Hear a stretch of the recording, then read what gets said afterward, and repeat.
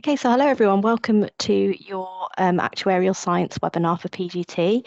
My name's Kat, and I'm joined today by Dr. Paul King, who is the Programme Director, and also Ting Ting Gong, who is our Global Recruitment Support Officer. So today's really an opportunity to learn a bit more about your course that you might be joining. You may have an offer with us, or you may be looking to apply. So really now is the time to ask any questions that you might have about the course and find out everything you need to know prior to your start date. So I'm going to, just to let you know as well, this session is recorded. So if you want to have your screen off, you're welcome to raise your hand at the end and ask any questions if you'd like to, or you can ask in the chat as well. So I'm going to hand over to Paul, who's going to talk to you a little bit more about the course details. Okay, thank you, Kat. As Kat said, I'm Paul King, and I am the Programme Director for this MSc in Actuarial Science with Data Analytics. We've been running it now for, I think, about 5 years, something like that, and it's been a very successful programme.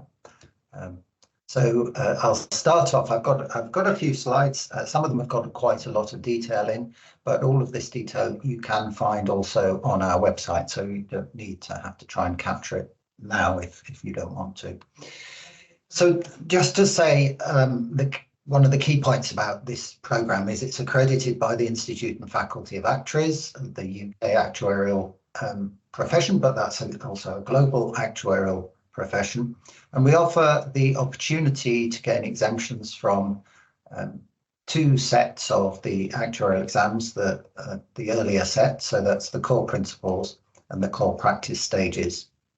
And you can get a maximum of 7 exemptions from those stages, which is not quite all of them in the core principles and core practice stages, but if you've already got 1 or 2, it does mean that you can come out with enough exams passed to meet the requirements to become an associate actuary, which is the globally recognised, fully qualified actuarial qualification from the UK. So some key points.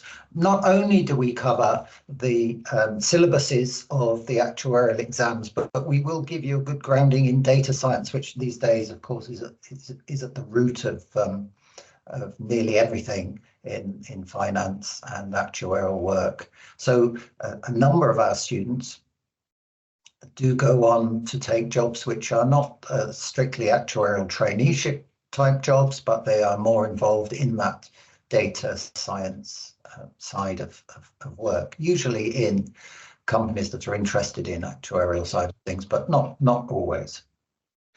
And the MSc grade, the grade you come out of with, whether that's a pass or a distinction or a merit, is determined by the real life practical skills that you will demonstrate in the summer and learn over the whole year in the summer project.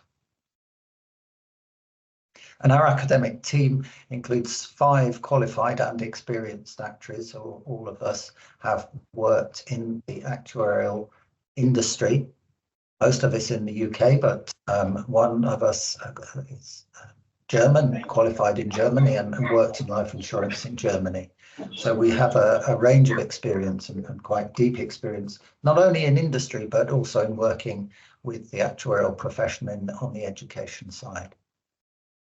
Entry requirements are a 2-1 honours degree in a subject with significant maths content. So it's an actuarial degree, and to pass the actuarial exams, you do need to have a reasonable level of maths. You need to be able to do calculus, you need to be able to integrate, differentiate, all of that sort of stuff. So we're looking for degrees in the mathematical sciences, like maths itself, of course, physics, engineering, but also if you come from more of a maths finance background, we will look at the content of your degree and talk to you about whether it has enough maths content to support and advise you on that issue. And we will also take into account work experience after your degree. So if, for example, you have taken and passed a couple or even just one of the actuarial exams with an actuarial professional body, or if you've been working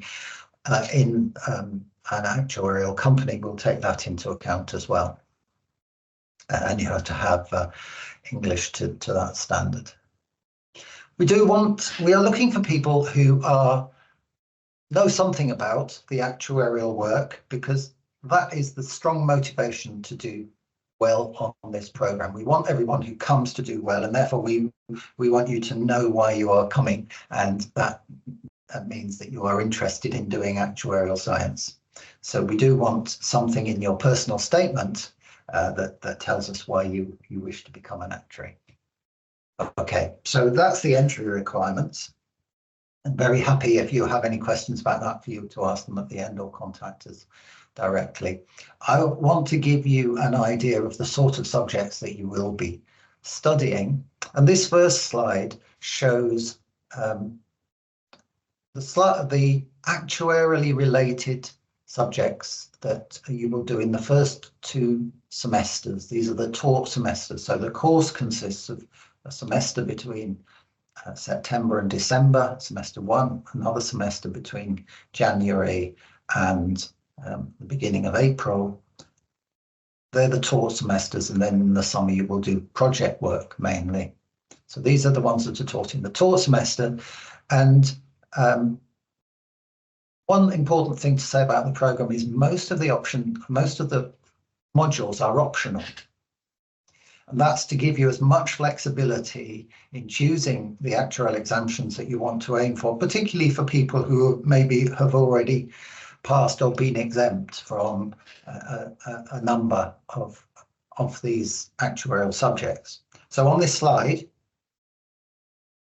excuse me, fundamentals of data science is in red because that is a core module. Everybody has to take that module, and that provides, like I said, really the basis for a lot of the other work that you will do in through the year, because all actuarial work involves data. I think actuaries were the first data scientists, and I'll explain more about that later on. But so you all have to do that, and after that, it's a question of choosing the right modules to get you the exemptions that you want. So these are the actuarial subjects in brackets here, CM1, CS2, etc. And the thing I'd like you to note about this slide is that for most of these, if we take CM1 as an example, there is one Leicester University module in the first semester, and the second column are modules in the second semester. So there are 2 modules, one in each semester, and you need to do both of those to get the actuarial exemption. So that's the first thing to note, that you have to do 2 modules for most of these subjects to get the actuarial exemption. The one exception is business finance on the top of the right-hand column there. You can get that exemption with just 1 module. When I say you can get that exemption, you obviously have to score well enough, and I'll explain a bit about how that works, for us to recommend you for an exemption. And we don't actually, as a university, award exemptions. We recommend to the profession via their independent examiners that you be given the exemption, and that they accept that recommendation. Okay, so other modules which are available, not directly related to actuarial subjects, are listed here in so semester 1 modules in column 1, semester 2 modules in the right hand column. And I just wanted to point out a couple of things. So actuarial professional skills and employability. We do teach an undergraduate program in actuarial science, and this module is compulsory for undergraduates. It's not compulsory for MSc students, but there's some useful stuff there, so we do encourage you to sign up and go along. There's no exams at the end, and for so there's no downside to signing up for this one. And the other thing I wanted to point out directly related to actuarial sciences, in the second semester, you can see the third one down, actuarial practice workshop. So in the summer, we offer an exemption from subject CP1, which is one of the core practice modules. If you want to do that in the summer, and most of our students do, then it's compulsory to attend this actuarial practice workshop in semester 2. There's no exam for that, and there are no credits for it, but you must attend it to be able to take the exemption in the summer, subject in the summer. And that's because this is a new subject to people who've been concentrating mostly on mathematical type work. And there's quite a lot of reading. So we want to get you started thinking about it as early as possible. I'm not going to go through all the different modules there. And in the summer, we can see that there is one compulsory project. So that covers both the actuarial subject CP2, which is building a model in Excel and actually communicating that model. And then CP3, which is the communications module for the actuarial subject. So we put both of those together in the actuarial project module over the summer. So that's 30 credit. That's half of what you will be doing over the summer. And then most people do CP1, which is actuarial practice. It's not actuarial practice one, it's just actuarial practice. But you don't have to do that subject. You can, if you haven't done economics in semesters 1 and 2, you can choose to do economics over the summer and go for that exemption. And if you want to do something rather different, you can do a 30 credit module. It says readings about green economics, but it could be any topic that you and your supervisor agree. This is more of a like a traditional MSc dissertation where you agree a topic with your supervisor and you write a dissertation. You do some research, you write a dissertation on it with regular supervision meetings. So that's the choice in the summer. As I say, most people come here because they want to get the actuarial exemption, so most people do one of the actuarial subjects. I'm going to go fairly quickly through some of the module details. So fundamentals of data science, spend a little bit of time on this because it's a core module. And what we give you here is the tools for the data manipulation processes. So they're often known as data wrangling. In other words, that means how do you get data, which is often somewhere in the internet. Once you've got it, how do you reshape it, clean it, filter it, and sort the data and so that it is usable for whatever subsequent modeling or exploration you want to do. So that's part of it. And we also introduce you to the techniques for exploring the data sets and exposing the information that they contain. So that is like visualizing and plotting the data, so that by the end of this module, you're well capable of taking some data set, whether that's an Excel spreadsheet or it's something in a more complicated format on the internet, and getting that data into the position where you are able to apply the actuarial models that you will learn about in other modules, sorry, getting confused between those two words. You can apply the actuarial models that you will learn about in future modules. And so that's fundamental. That's why it's called Fundamentals of Data Science. And we use R for this, the R programming language. We will give you the skills, we'll teach you how to use R, but you will also have to do quite a lot of research yourself and preparing yourself during the year to use R. So we expect you, it's a master's course, we expect you to be able to find out how to do things yourself to a certain extent as well. So if you wanted to prepare yourself, if you were coming on this course, you wanted to prepare yourself, there's a lot of great and free resources on our programming and on the web. So I would advise you that you have a look at that material before you come. If you know Python programming already, you won't find it difficult to swap to R, I would say. Okay, so I'm not going to read out all of these. One of the actuarial modeling is the first part of CM1.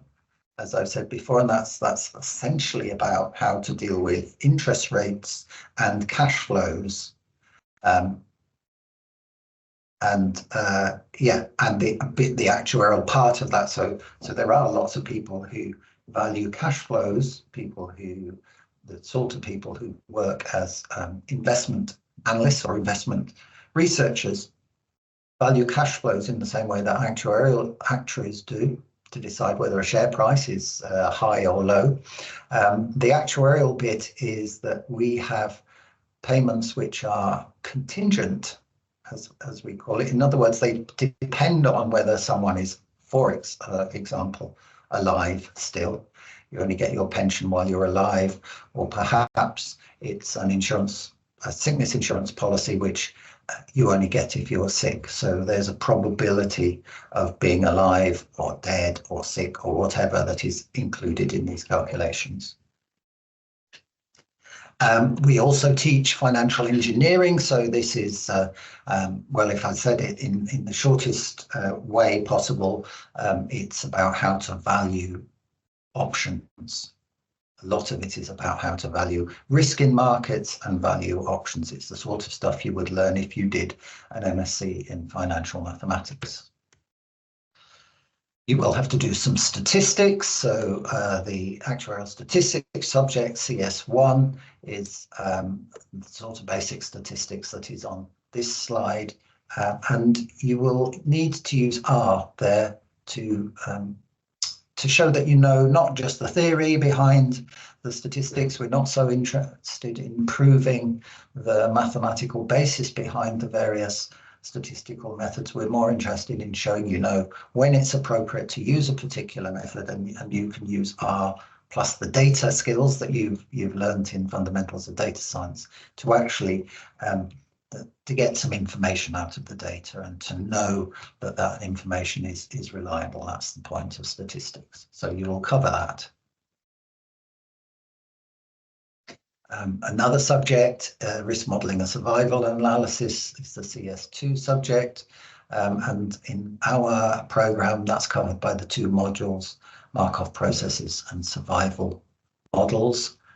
Survival models, of course, are important in actuarial science. I've already said before, you only get a pension if you're still alive, but they're also very important in lots and lots of different other areas of science and even economics. So you might not be modelling whether the person is alive or dead. You might be modelling something to do with medical science and whether they're cured or still sick, or you might even be modelling something more physical, like how long a chip will last in inside a computer, or even inside a washing machine, wherever it is. So these are subjects which, although we're teaching in the context of an actuarial science course, have very wide applicability.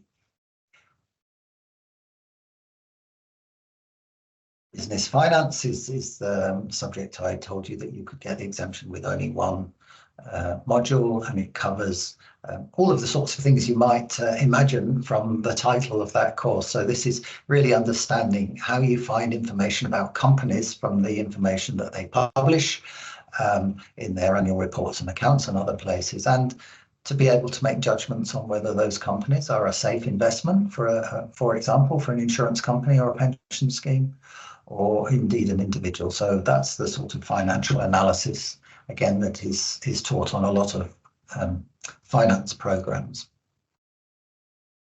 And then economics. You have two ways of choosing to study economics if you want to do it. You can either choose to do it as two different modules over semester 1 and semester 2, or you can do it as one combined module in the summer. You can't do both. You can't take the same subject twice. And then actuarial practice in the summer. This is a subject that comes at the end of the mathematical type tools that you'll have learned that we've just gone through, and allows you to start thinking how those tools are applied to solve real life problems and to meet the needs of real life stakeholders in a particular situation. In other words, if you're dealing with a pension fund, the stakeholders are the members of the pension scheme, the company who's funding the pension scheme, if it's a company pension scheme, the trustees of the pension scheme, possibly the regulator, and other people, other groups of people. So this subject allows you to identify all of those stakeholders and start to think what their needs are, and how, as a professional, member of a profession, your job is not to do sums for the fun of doing sums, though I hope some of you like solving mathematical problems.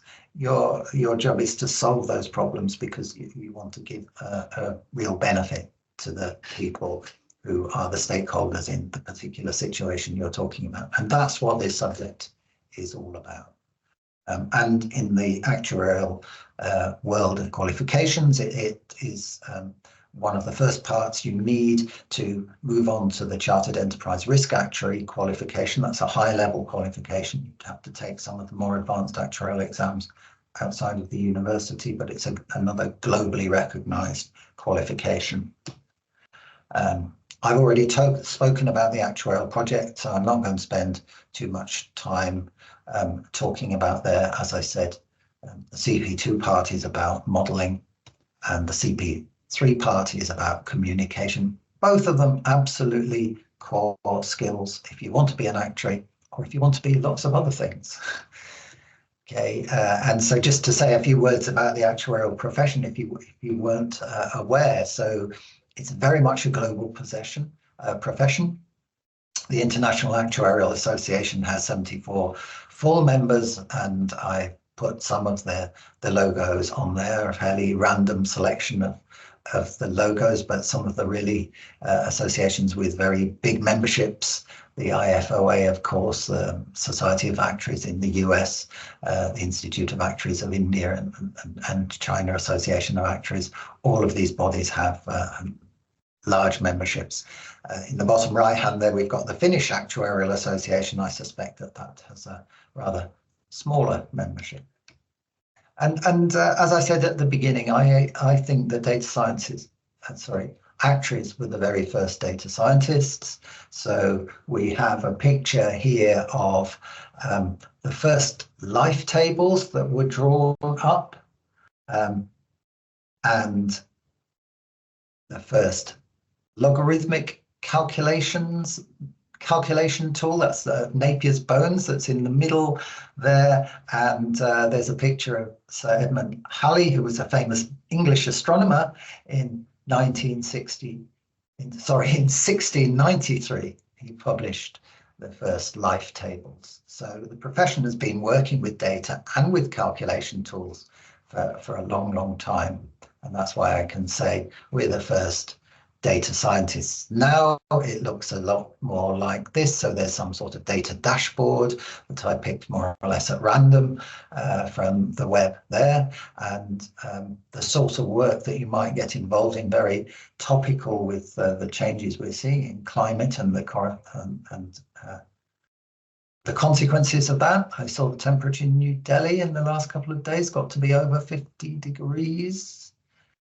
We are seeing increasing numbers of wildfires like this, and actuaries are in the front line in providing protection for people and companies, if they can afford financial protection, in dealing with the consequences.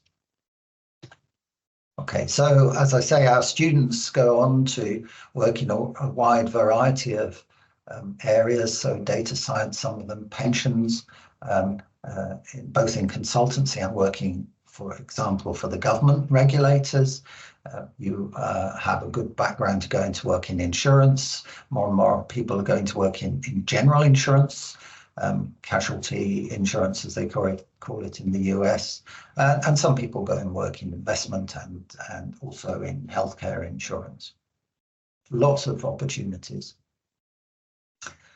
Okay, so that is the end of my slides. I think what we are going to do now is I'm going to hand over to Ting Ting to give her presentation, and then we can take questions at the end. Thank you very much, Paul. And thank you very much to share all the information about courses. It's very interesting. Like you said, data is the root of everything, and I have really learned a lot from your section as well. So now I'm going to share my screen. Please let me know if everyone can see that. Yeah. Hello, everyone. My name is Ting Ting Gong. I'm the Global Recruitment Support Officer from International Office. So today, come to support me also have my colleague Phoebe from China team, Rin from Pakistan team as well. So now I'm going to talk a little bit more about University of Leicester. So Leicester is founded in 1921, which University of Leicester is one of the oldest university in the UK as well. A few years ago, we just celebrate our 100 years birthday.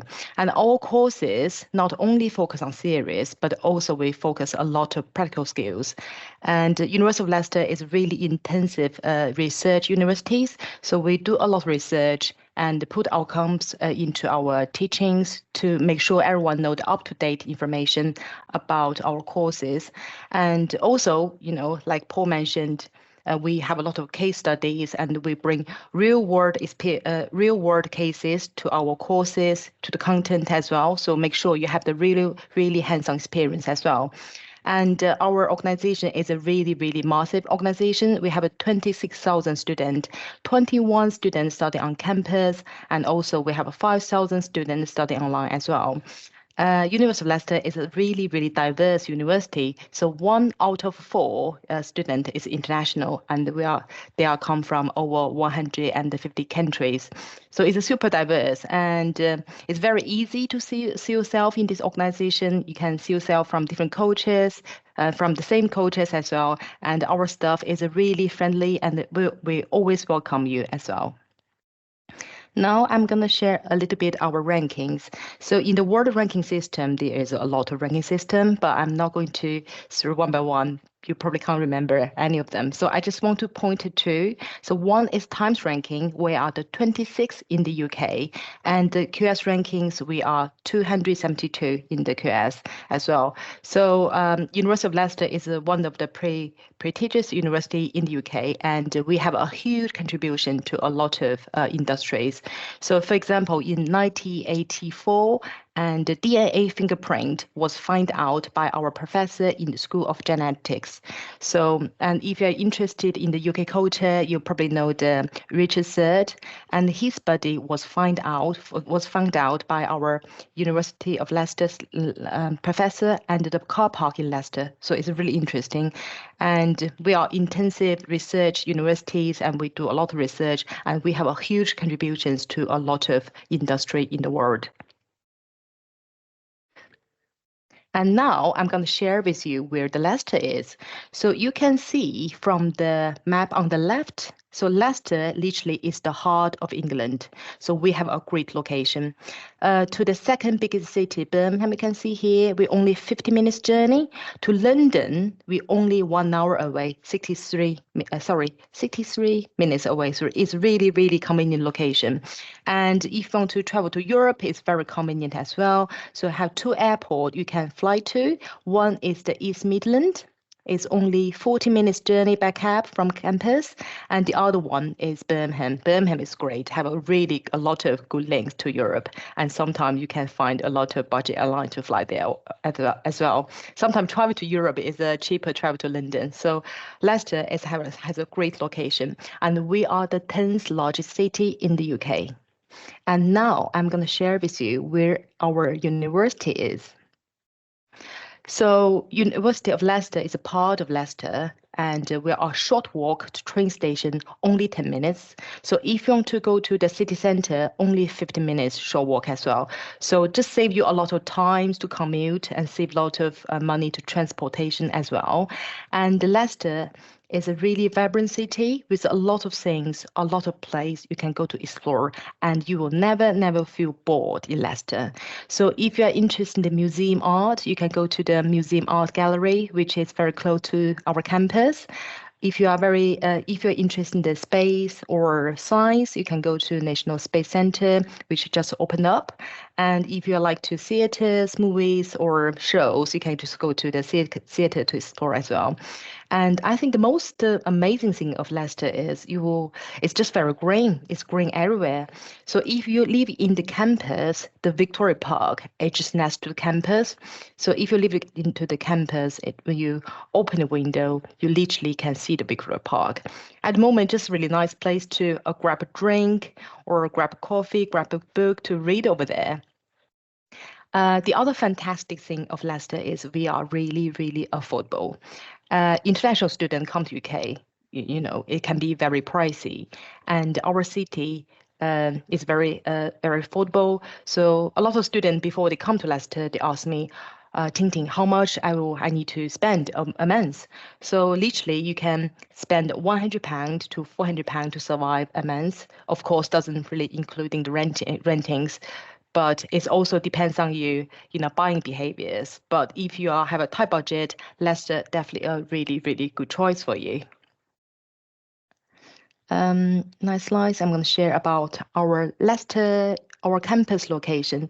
So you can see from the left map, this is Leicester and this is Victoria Park, and railway station is only 10 minutes journey by walking. And if you want to go to city center, there's a lot of shopping malls, a lot of decent restaurants, and also we have open market there as well. It's only 15 minutes walk. So the location wise is really, really convenient. So if you live in the campus, there's one gym and a big Morrison shopping mall, big Morrison supermarket around as well. So you don't need to, take a train or take a bus to go to buy food. It's just very, very convenient for you. A nice slides I'm going to share about the clubs and the societies. So club and the societies is a huge part of your non-academic experience when you live in Leicester. So we have over 250 clubs and societies. So if you're interested in sports, cricket, basketball, badminton, swimming, we can have a lot of clubs linked to sports available, or you are interested in the medias. And a lot of people are really passionate about Harry Potter, and we do have a Harry Potter clubs as well. So if you also want to open your own societies or own clubs, it's also available as well. So you can just go to Thai Student Union in Leicester and to go to explore what's the opportunities over there. It's very important to meet people outside your class, and because everyone is a social product, it's very nice to share your own experience, share your own culture to other people as well. So people in Leicester and the students in Leicester, they're just very open. They're very friendly. So we are welcome, everyone from all over the world. Okay, next slide. I'm going to share you a little bit more about our accommodation. So accommodation in Leicester, we have two areas. So one area is in the campus, which is super convenient to the library, to the lectures, to the gyms, or you can live in the village. So these two pictures you can see is a gorgeous place, and is a 15 minutes journey to the campus. But don't worry, we have free shuttle bus you can take. So it's run every 15 minutes. You don't need to wait super long. And the room types, we have 4 types: bedroom, ensuite, studio flight, and bedroom flight. So it depends on your budget and your need as well. So the amazing thing to live in the accommodation on campus is you can request a special need. So sometimes people are eating halal meat. You can request for your individual fridge and put in your bedroom. That's no problem. And some ladies would like to live in ladies inside of boys. You can request this special requirement to our accommodation team, and they will try their best to help you out. So as I mentioned before, Leicester is a really affordable city, so our price is also can reflect that as well. So if you have a bit tight budget, so you can the accommodation price start with £69 a week, which also including the bills. You don't need to worry about electricity bills, water bills. In winter time, you can turn on the heating as much as you can, and internet has included as well. So yeah, the price is very, very affordable. If you prefer a nicer place, you can live in our new facilities accommodation in campus, and there's a lot of options there as well. So just want to give you a little bit reminder. So if you want to book the room for postgrad, you'll be guaranteed a room. And also for undergrads, the year 1, we guarantee the room as well. But you have to pay you £3,000 deposit before the 1st of September. And to book the accommodation, I think you need to pay £250 deposit, and that's it. So receive the offer and pay deposit, you will be guaranteed accommodation with us. The next slides, I'm going to share you a little bit more about our myriad scholarships. So because University of Leicester will welcome all the talent people to come to join us, I think most of the people come to join us today are postgrads, and you will be guaranteed £3,000 straight away. So you don't need to submit videos, or you don't need to submit any essays. So when you receive the offer, the tuition fee is already been £3,000 deducted. So when you compare the price on the website, you can see the difference.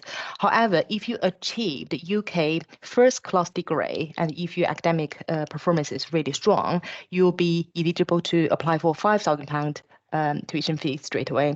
And more information, you can click to this link to find more scholarship opportunities as well. And next slides, I'm going to share you about a little bit more about our employability. So as I mentioned before, our courses not only focus on the series, also we want to give you some practical skills. That's why we have career fairs every year, and we are the top 10 UK university to producing CEOs, and the top 22 UK university target leading employers. So some business college and some other college, we also have a lot of career fairs. So we just want to build you and the employer to the opportunity to meet up, to have a direct engagement. So you will understand what's the UK employers, what they are looking for, what the skills, what's the experience, what's the requirement they're looking for before you graduate. We just really want to prepare you well before you graduate. And that's why we have a excellent career support.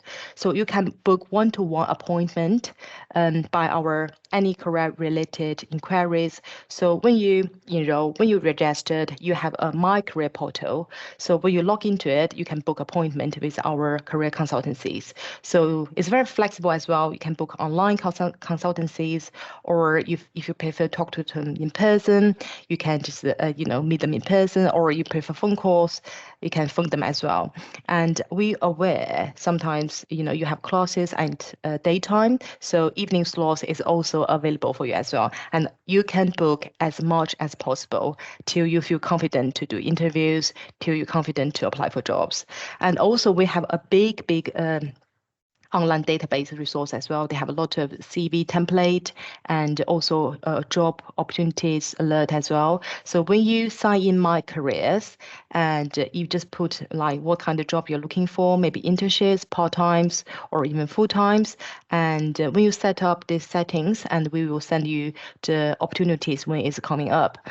And the other amazing thing of Leicester is, once you're Leicester, you are Leicester for life. So our career support give you a lifetime support, no matter you graduate from 1 year, 2 years, 10 years. Whenever you have barriers about your career, you want to talk to our consultancies, we always open the door for you. And the last slide, I think that's the last bit I want to share, is just give you a little bit reminder about our application deadlines. So the application deadline for postgrads for September 2024 intake is the 9th of September, and deposit deadline is the 9th of August. However, if you need a visa to apply to study in the UK, you please submit your applicant before the 26th of July. And the cost deadline is the 6th of September. Some regions, some areas, when you apply for visa in the busy time, can be very, very, the slots maybe can very hard to book to. Please hand your visa and hand your application a bit early as well. Yeah, thank you. I think that's pretty much from me. And if you have any questions, please pop into the chat. Thanks very much, Ting Ting, and thank you, Paul. There was some really good information in there, and I think we can all say, Leicester is a great place to live. Lots of places to go to, and you'll never be bored in Leicester, that's for sure.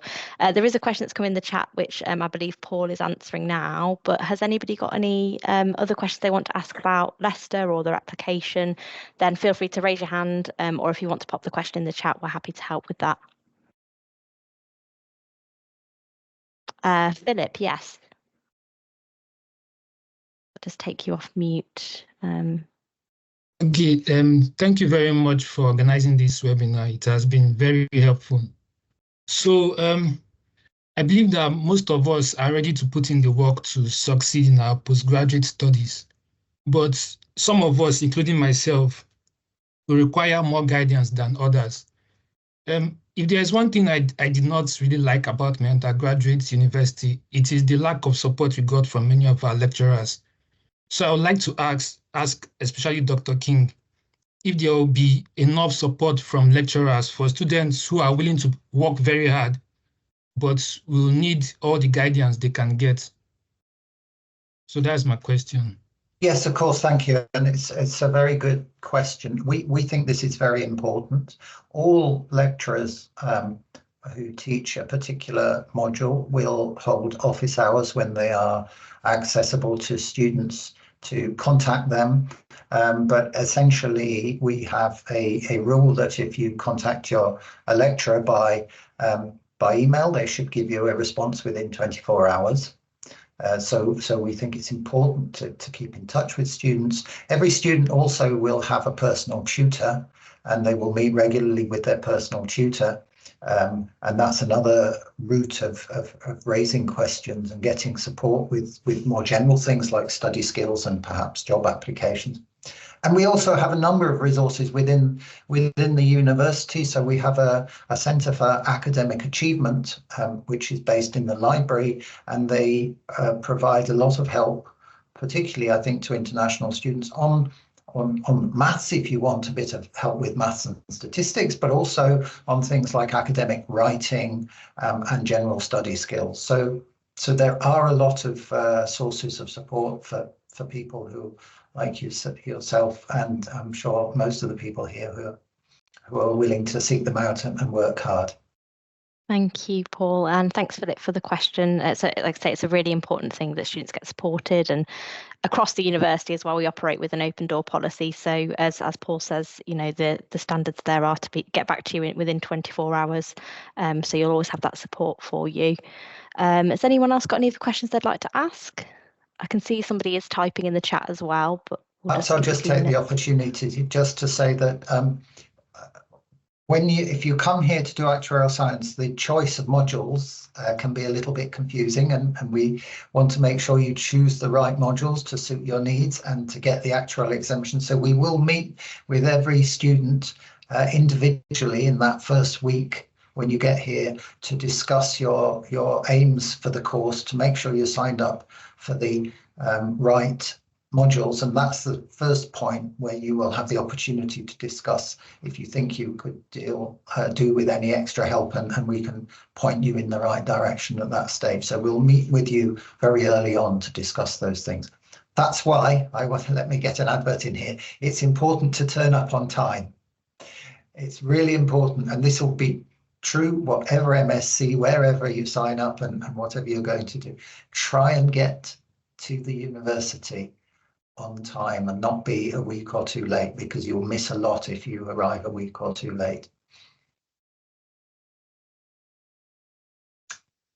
Thanks for that, Paul. We've just got a couple more questions. So someone wanted to ask, what is the Indian degree equivalent for UK first class honours to get a scholarship for the 5,000? Do we have an answer for that in here? Yeah, I think I can cover this question. Thank you. And thank you for the question. I think we have an Indian team, so we can specifically to answer your questions, because, you know, different regions, the transcript and mark can be very different. So I can give you the emails and you can send to them, or if you're happy, you will leave the email to me so I can send to them as well. And you can just send your transcript and which school you graduated from, and we will answer to you by 24 hours, no problem. Hope that helps. Thank you very much. Someone is also asking, so God's Power, I did a BSc in biochemistry. Can I apply for the Masters in Data Science? I'll let Paul answer that one. Well, there's a short answer, which is yes, you can. The requirements for the Data Science MSc are that you've got a 2-1, and it doesn't really matter in what subject. You have to be enthusiastic about data science, and you have to be willing to learn a little bit of statistics and some coding, but there's no requirement to have studied those beforehand.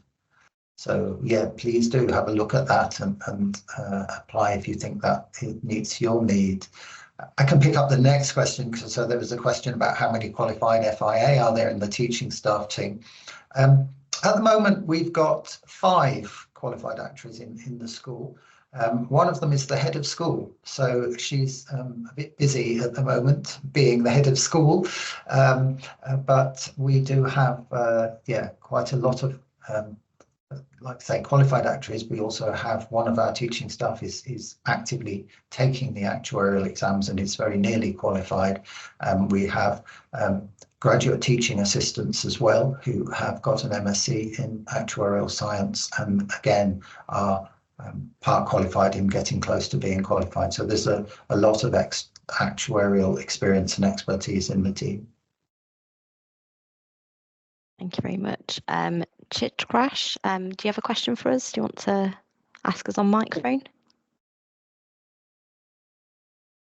Yeah. Hi, Paul. Hi. I would like you to shed some light on the projects which we will be doing. So, do we have one project per subject? So most of our, it's slightly different for each subject, but most of our subjects are structured in that 70% of the marks are on the final exam, and there is a 30%, we call it a mini project.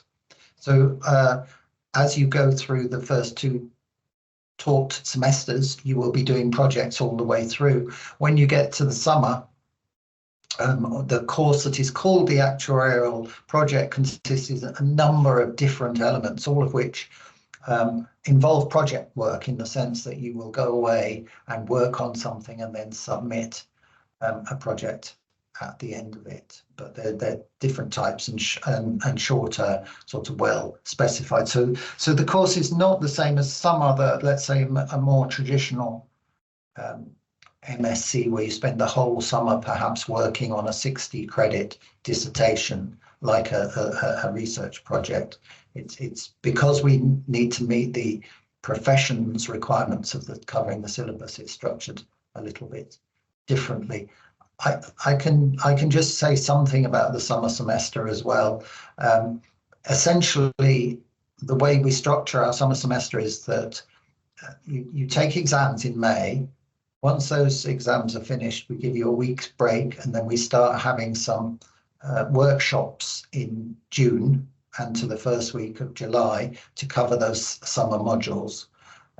You will then have assessments in September. So generally the last assessment, the sort of final thing on the course, is September the 20-something, 23rd, I think it's going to be this year. So over that summer period, you will be expected to be studying. There's not lectures, but there will be opportunities to interact with staff and times when you can, for example, submit assessments and get feedback on them. So the face-to-face teaching takes place in June, first week of July, and there are assessments at the end of the summer. So you'll be working for the whole summer. It's a 12-month, like all MSc courses, you should think of them as essentially 12-month full-time job. That's the amount of work that you need to put in to get an MSc. Shall I pick up this one? Yeah, there's probably got time for just one more question. That'd be great. Thank you. Okay. So I'm sure there's something that everybody wants to know about. How much are we required to score to get an exemption from the IFOA? We don't set that, actually, generally speaking. The IFOA sends in independent examiners each year to look at the marks and make recommendations. But if you think about, if you think of it as 65% will definitely get you an exemption, and something between 60 and 65 might get you an exemption. That's the sort of ballpark, that's the range of marks that we're talking about. For the taught subjects, which is the ones in semester 1 and semester 2, if you get an average of over 65, you will get all of the exemptions. Okay, so it's a little bit more complicated than that. There are some details, but that's the number you should have in your head.